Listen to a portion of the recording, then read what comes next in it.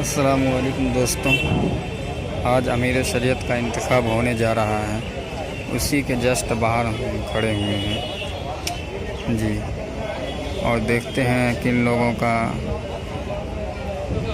इसमें नाम आ रहा है।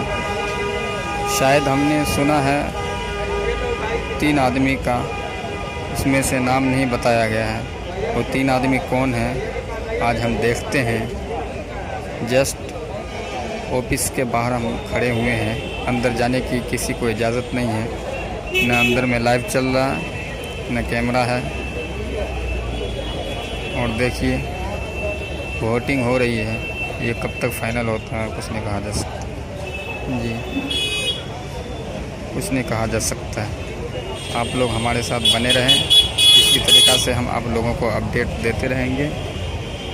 और आप आगे वीडियो देखिए और आगे शेयर कीजिए। हम आपको पल पल की खबर देते रहेंगे। आप लोग देख ही रहे हैं। यह दर्शकों को देखिए, ये बाहर में भीड़ लगी हुई है। काफ़ी मजमा है यहाँ पे। आप लोगों को देखने को मिला होगा शायद। देखिए ये बिल्डिंग है पूरा।